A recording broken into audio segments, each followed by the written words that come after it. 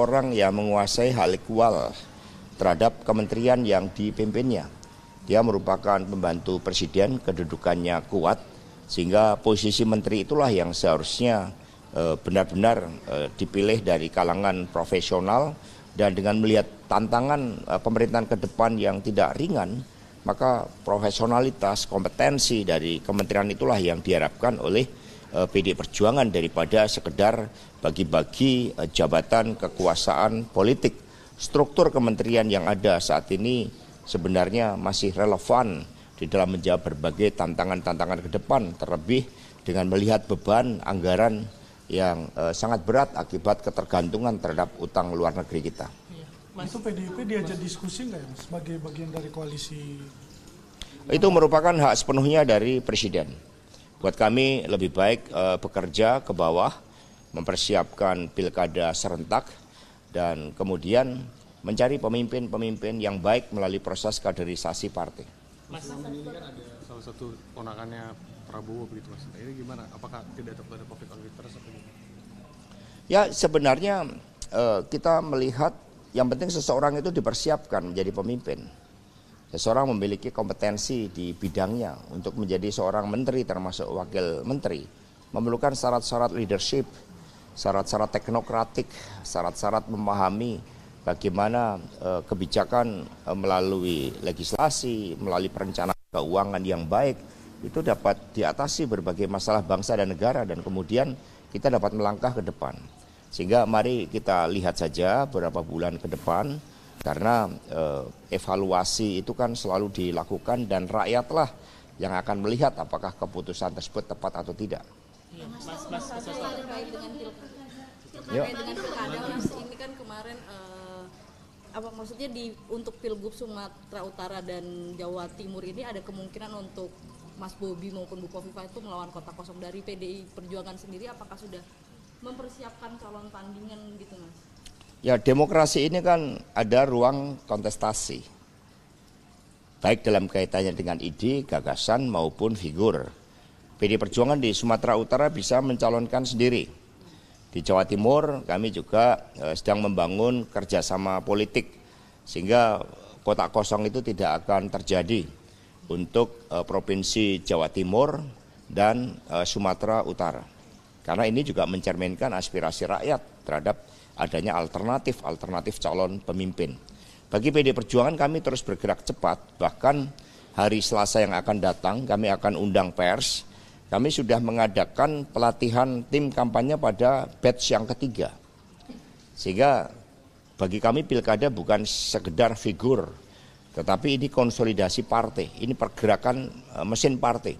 Ini keyakinan pada ideologi, ini komitmen kepada rakyat dan tanggung jawab bagi masa depan. Sehingga berbeda dengan sebelumnya, kami saat ini lebih banyak berfokus di kabupaten kota terlebih dahulu, dan pelatihan sudah 3 kali diadakan oleh partai. Artinya menunjukkan pergerakan mesin partai dalam perencanaan strategis untuk memenangkan pilkada berdasarkan kekuatan mesin partai yang menyatu dengan rakyat itu terus dilakukan.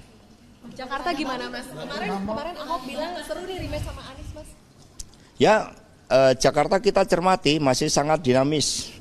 Justru berbagai wacana yang muncul saat ini, baik itu terkait dengan Pak Ahok, berkait dengan Pak Anies, termasuk kombinasi keduanya atau kemungkinan rivalitas di antara keduanya, atau munculnya figur baru seperti Pak Pramono Anung. Bahkan kami juga mendapat informasi dari teman-teman civil society, Mbak Bivitri misalnya, ada juga yang mengusungnya, karena Mbak Bivitri ini ketika menyampaikan film Dirty Vote itu di Jakarta itu yang nonton hampir 8 juta orang. Itu bagian dari dinamika yang menyehatkan demokrasi.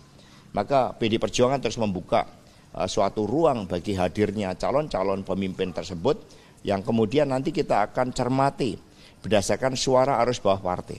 Muncul juga nama Mas Pramono Anung, di Jawa Timur muncul nama Ibu Tri Risma hari ini, di Jawa Tengah muncul nama Pak Andika, ada Pak Hendi, ada yang mengatakan Pak Andika juga cocok di Jakarta. Ini semua masih dicermati oleh PDI Perjuangan.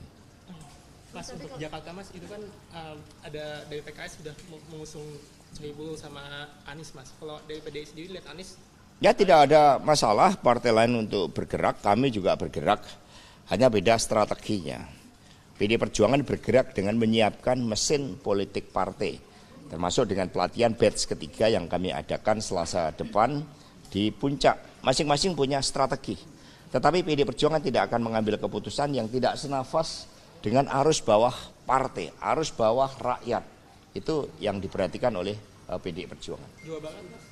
Ya Jawa Barat kami punya banyak calon, sudah ada komunikasi termasuk dengan Pak Ridwan Kamil, kemudian Pak Deddy Mulyadi, Pak Bima Arya, kemudian dari kami ada Pak Ono Surono, ya semua sudah melakukan komunikasi politik. Lagi-lagi di Jawa Barat kami juga fokus terlebih dahulu di tingkat kabupaten kota untuk kami selesaikan.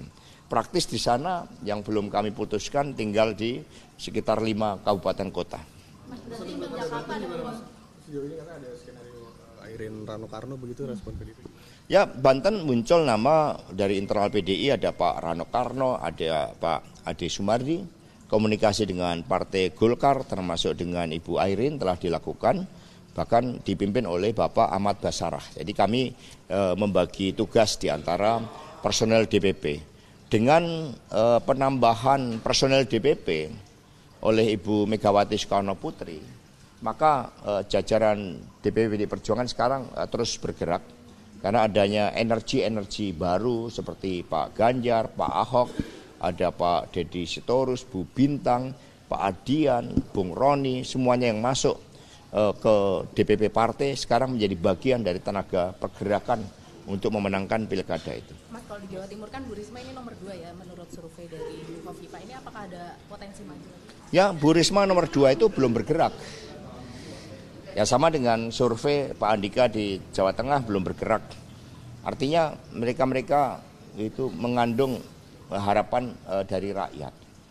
Nah sehingga Ibu Risma juga terus kami cermati di Jawa Timur. Ibu Mega sudah menugaskan salah satu fungsionaris DPP Pak Said Abdullah, juga Pak Pramono Anung untuk membantu proses konsolidasi di Jawa Timur. Mas, isu lain KPK Mas yang kemarin Mas Hasto. Dari Bali sudah kami siapkan dengan baik satu kesatuan, bahkan kami meyakini dengan melihat perkembangan di Jemberana, Kelungkung, kami nanti memiliki tingkat kepercayaan dari rakyat yang semakin besar. Di Bali, di dalam pemilu kemarin, di tingkat kabupaten kota, kursi kami bertambah 14. Sehingga ini menunjukkan kepercayaan rakyat. Nah terhadap siapa yang dicalonkan, kan muncul ada nama Pak Koster, ada nama Pak Giri, dan juga beberapa kepala daerah dari PDI. Siapa ya Bang nanti yang bakal direstuin Bang? Ya tunggu momentum yang tepat. Mas Hasto, Nanti akan diumumkan bersama-sama. Undang-undang One Team Press, Mas. Undang-undang One Team Press itu kan lagi dibentuk Mas, dan One Team Press mau diubah menjadi DPA. Nah DPA itu kan nanti akan setara dengan presiden menurut PDIP bagaimana Mas?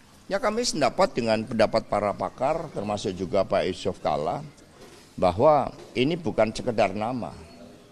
Ketika sudah menggunakan nama Dewan Pertimbangan Agung, itu seluruh memori kolektif kita terhadap lembaga tersebut adalah harus dilakukan melalui amandemen konstitusi. Karena DPA ini bukan sekedar untuk menempatkan orang per orang tertentu, tetapi ini mengandung fungsi untuk memberikan pertimbangan kepada presiden, apalagi sifatnya yang agung. Sehingga ada implikasi di dalam tata pemerintahan negara ketika hal tersebut juga harus menggunakan nama seperti itu. Maka suara-suara kritis tersebut seharusnya didengarkan oleh penyusun undang-undang. Jangan sampai fenomena autocratic legalism itu dibiarkan terjadi. Mas soal KPK Mas kemarin Mas dipanggil KPK, tapi ditunda ya, kenapa Mas? Saya sendiri baru tahu pagi hari, suratnya sudah seminggu katanya, tapi saat itu saya sedang tugas di Jogja, diterima oleh driver kami, dan kemudian tidak ada laporan sehingga saya tidak tahu. Maka kemarin kami mohon maaf betul bahwa kami tidak bisa menghadiri karena kemarin saya memimpin rapat pilkada. Tapi dari keterangan yang disampaikan oleh Wasekjen Bapak Adi Darmo, ada kemungkinan hal tersebut terkait dengan dugaan untuk dimintai keterangan terkait dengan korupsi yang terjadi di kereta api. Saya pribadi tidak ada sangkut pautnya dengan hal tersebut, tidak ada bisnis. Kalau saya disebut sebagai konsultan memang di KTP saya, karena dulu saya bekerja di BUMN, ruang lingkupnya adalah consulting, maka saya tulis konsultan, belum saya rubah sampai sekarang di situ. Sehingga ya nanti saya akan datang. Kalau berdasarkan keterangan dari Wasekjen Adi Darmo, itu dikaitkan dengan Pilpres 2019, di mana posisi saya saat itu sebagai sekretaris tim pemenangan, karena terkait dengan ada yang memberikan bantuan dan kemudian disinyalir bantuan tersebut apakah ini masih didalami oleh KPK, ada kaitannya dengan persoalan korupsi tersebut. Ya kami akan hadir, karena kami sejak awal memang punya komitmen yang sangat besar terhadap penegakan hukum dan pemberantasan korupsi. Jadi kita tunggu saja hasilnya, karena saya juga belum tahu, diminta sebagai saksi. Tapi saya pastikan saya nggak ada kaitannya dengan persoalan tersebut, karena memang saya ini nggak ada bisnis. Mas, untuk DPA ini kan nantinya atau DPL itu akan menjadi presidential club kan Mas. Nah itu nanti salah satunya ada Bu Mega. Bu Mega sendiri mau nggak kalau ditawarin jadi anggota DPA Mas? Namanya kan DPA bukan presidential club. Jadi people club itu jauh lebih baik, jadi nggak ada itu ya. Jadi Ibu Mega fokus pada tugas beliau, ya telah dipercaya oleh Presiden selaku Ketua Dewan Pengarah BPIP, Ketua Dewan Pengarah BRIN, itu tugas yang tidak ringan, dan juga sekaligus sebagai Ketua Umum PDI Perjuangan. Mas Hasto, tanggapan soal makan gratis dong Mas, ini kan berubah-berubah terus nih, terus paling klarifikasi soal ternyata nggak jadi 7.500, balik lagi ke 15.000, tanggapannya Mas? Justru nanti saya ajak wartawan ketika program itu dijalankan, kita makan gratis bersama-sama ya. Ya. Cawagup dari Lampung kemarin kan katanya komunikasi dengan Gerindra. Sekarang udah ada namanya belum? Cawagup dari PDI. Masih dikomunikasikan. Maka kalau untuk Pilgub ini kan ada bejana berhubungan. Tetapi kalau kabupaten kota kami relatif bisa membangun kerjasama yang baik di tingkat kabupaten kota, dan kemudian akan dilanjutkan karena peta gubernur itu tidak terlepas dari peta kabupaten kota. Contohnya di Banten kami banyak kerjasama di tingkat kabupaten kota dengan Golkar, maka di tingkat provinsi itu juga berkomunikasi dengan Golkar. Di Lampung banyak berkomunikasi dengan Gerindra karena di tingkat kabupaten kota seperti itu, sehingga nanti di tingkat provinsi bersama dengan Gerindra. Itu kira-kira desain kerjasamanya. Di Jawa Timur banyak juga dengan PKB, hal seperti itu sesuai dengan kondisi sosiopolitik di daerah. Berarti nama cawagupnya belum ada? Nama cawagup sudah ada dari PD Perjuangan. Kami ada 2, yang itu ada Pak Umar, kemudian ada Pak Tono, tapi mengerucutnya itu adalah kepada Saudara Umar, ya Bupati Tulang Bawang Barat kalau tidak salah, 2 periode. Mas Hasto, yang untuk panggilan KPK itu kapan rencananya Mas Hasto mau datang atau menunggu panggilan surat? Ya kalau boleh datang baru dikomunikasikan tim hukum. Sekiranya minggu depan kami boleh datang, ya kami akan datang. Mas, ini kan juga di Pemkot Semarang itu juga sedang disorot ya Mbak, nama Mbak Ita juga terseret. Kalau dari PDI Perjuangan melihatnya ini sedang ditarget nggak ada politik? Sebenarnya secara historis menjelang pilkada serentak itu memang ada berbagai dinamika politik hukum. Ada politik hukum yang digerakkan oleh kebenaran, ada politik hukum yang juga digerakkan oleh kepentingan politik lain. Ini yang terjadi. Ini yang terjadi dalam pilkada-pilkada sebelumnya. Contohnya dulu di NTT, itu Saudara Marinus Sae, itu juga dalam rangka pilkada. Sehingga sekarang ini menjadi ambigu di dalam proses penegakan hukum. Hanya PDI Perjuangan percaya, dan kami menghormati seluruh proses hukum tersebut, hanya harus dilakukan dengan prinsip-prinsip praduga tak bersalah dan mengedepankan kebenaran dalam hukum. Jangan hukum ditunggangi oleh alat kekuasaan. Mas, Cukup? di Banten ibaratnya Cukup, semua ya? partai kan Yuk. di Di antara banyak sumber informasi, kami layak dipercaya. Karena kami menggali lebih dalam, berpihak pada kebenaran,